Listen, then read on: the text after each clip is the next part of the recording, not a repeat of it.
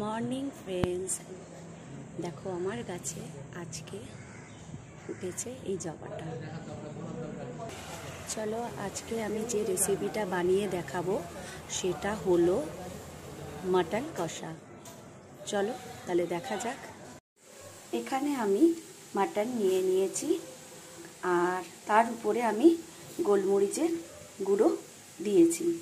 এবার দেব আমি 1 চামচ টক দই। আমি এতটা কোয়ান্টিটি টক দই আমি এতে অ্যাড করলাম,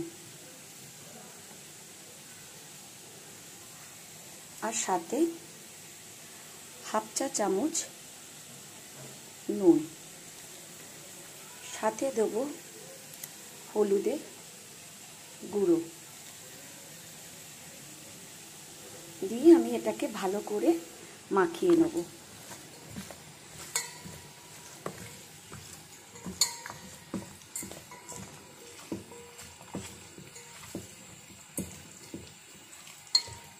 এখানে 800 মাংস আছে।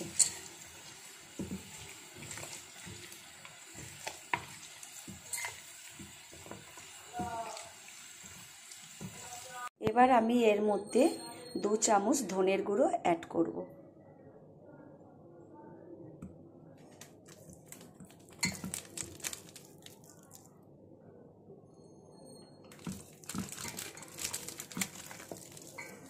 এবার দেব 2 চামচ জিরের গুঁড়ো।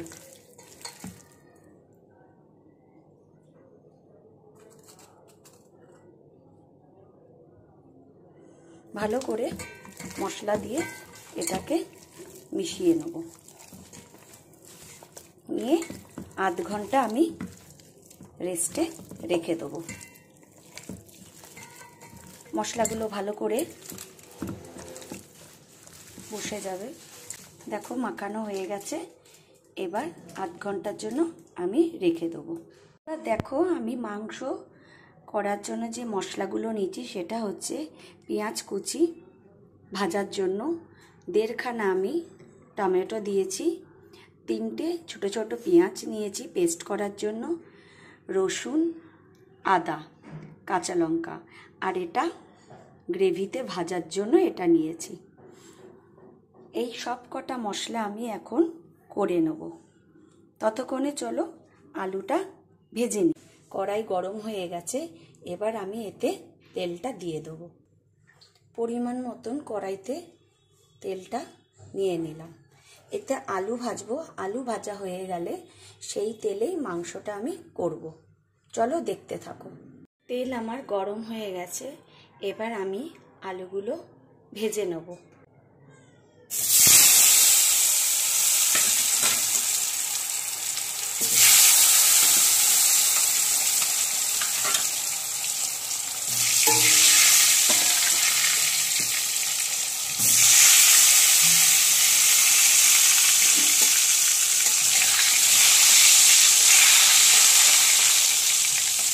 আমি পুরো রান্নাটাই সর্ষের তেলে করব। আলুগুলোকে লাল লাল করে ভেজে নেব। আচ্ছা বলো, আজকে সানডে কার কার বাড়িতে কী হচ্ছে? আমার ঘরে তো আজকে মাটন হচ্ছে। আর যেদিনকে মাটন হয় সেদিনকে আর কোনো কিছু হয় না, কারণ মাটন দিয়ে খেতে ভালোবাসে বেশি। আর তোমাদের কার কার বাড়িতে কী হচ্ছে? আজকে তো সানডে, সবার ঘরে স্পেশাল কিছু না কিছু হবে। কারো ঘরে মাটন, কারো ঘরে চিকেন, কারো ঘরে মাছ হবে। তো কার কার ঘরে কি হচ্ছে বলো। আমার আলুটা হালকা লাল হয়েছে, আমি লাল লাল করে ভেজে নেব। মাংসের আলু খেতে সবারই ভালো লাগে, আমার তো ভীষণ ভালো লাগে। আমার আলুগুলো মোটামুটি ভালো ভাজা হয়ে গেছে। এবার আমি এগুলোকে তুলে নেব। দেখো সুন্দর করে আমি ভেজে নিয়েছি। এবার এগুলোকে তুলে নেব।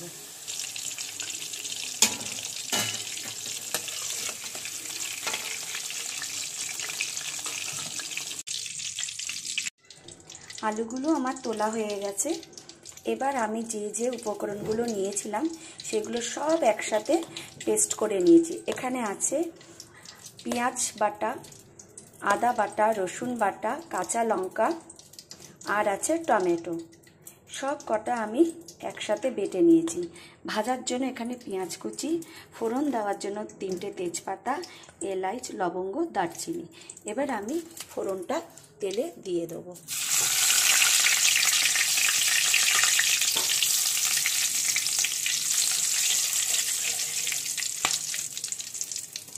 ফোড়নটা দিলে আলাদাই একটা স্বাদ হয়, গন্ধ হয়, কিন্তু আমার ঘরে আমার ছেলে ফোড়ন দেওয়া রান্না কোনো কিছুই পছন্দ করে না, কিন্তু যেটাতে দেওয়া দরকার সেটাতে তো দিতেই হবে বলো। জানি না তোমরা কে কে দাও। এবার আমি পেঁয়াজ কুচিটা ভেজে নেব।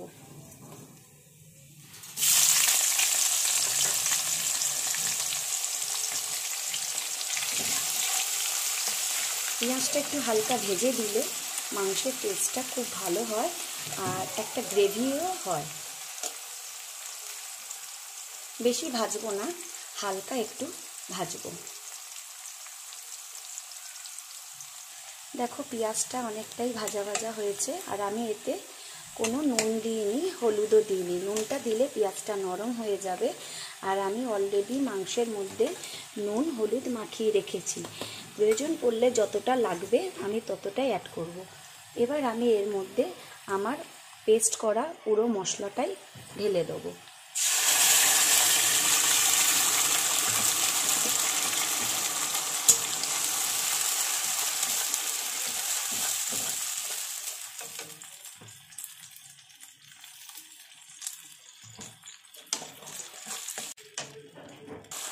সব মশলাগুলোকে আমি হালকা একটু কষিয়ে নেব।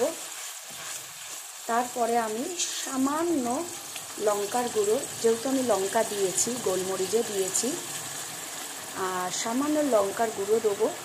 আর এর মধ্যে হালকা হলুদ, হালকা নুন আমি দেব, যেহেতু আগের থেকে মাংসের মধ্যে মাখানো আছে।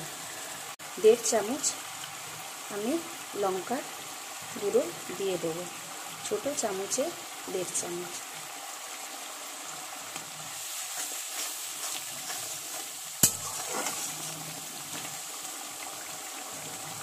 এবার দেব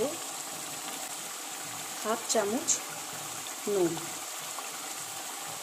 আর দেব 1/2 চামচ হলুদ।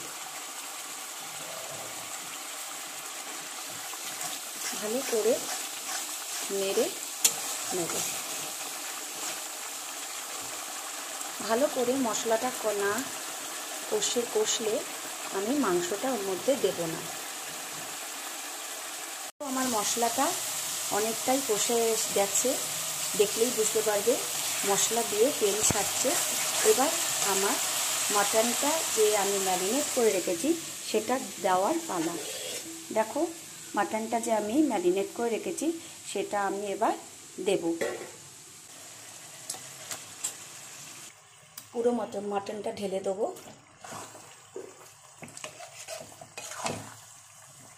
এবার ভালো করে নেড়ে নেব। বাটিতে যেটা লেগে রয়েছে সেটা আমি জল দিয়ে ধুয়ে বাটিটা মশলাটা দিয়ে দেবো। মশলা লাগা যে জলটা আছে সেই জলটা আমি ঢেলে দিলাম। এবার এটাকে ভালো করে মশলার সাথে মিশিয়ে নেব।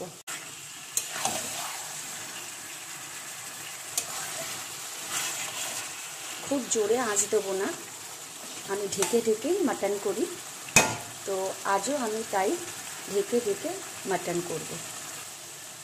এবার আমি থালা দিয়ে মাটনটাকে ঢেকে রাখছি। ঢাকনাটা তুলে দেখে নেব কেমন হলো।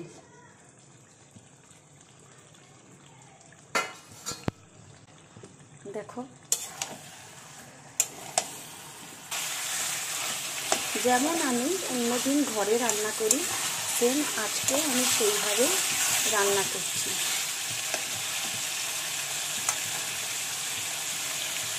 আমি এটা যেহেতু কড়াইতে ভালো করে কষে নেব, তার জন্য আমাকে একটু ধৈর্য ধরে টাইম নিয়ে ঢেকে ঢেকে করতে হবে। তো দেখা যাক কতক্ষণে হয়। আর মাংস অনেকটা কষে এসেছে, দেখো মশলা থেকে কীরকম তেল ছেড়েছে। আর আমি মাংসতে কখনো ঠান্ডা জল দিই না, তার জন্য আমি গরম জল অলরেডি আগেই বসিয়ে দিয়েছি। এই জলটাই আমি মাংসে দেব। হাতের বেশি সেদ্ধ হয়ে গেছে। এবার যেহেতু আলু রয়েছে তার জন্য আমি প্রেশার কুকারে 2টো সিটি দেবো আলুর জন্য। চলো দেখা যাক। আমার কষানো অলমোস্ট ডান। এবার আমি প্রেশার কুকারে তুলে নেব। দেখো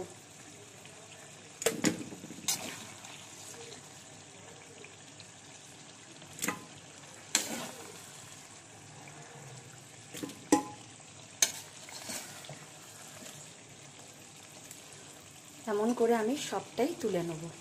এবার আমি আলুগুলো দিয়ে দেবো।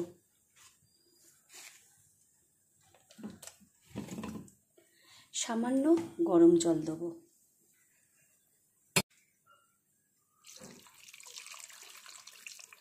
ব্যাস এইটুখানি আমি দেবো। ভালো করে মিশিয়ে নেব।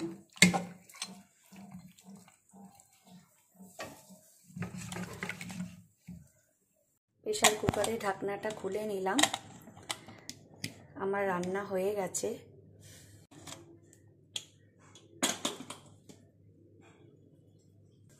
দেখতে পাচ্ছ মাংসটা হয়ে গেছে।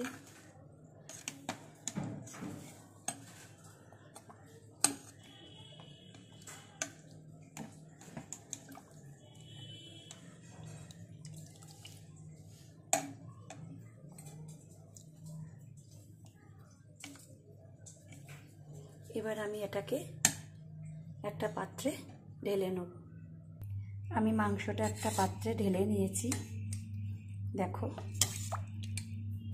এমন হয়েছে। চলো লাঞ্চ টাইম হয়ে গেছে, খেয়ে নিই। তোমরাও সবাই খেয়ে নাও। চলো টাটা।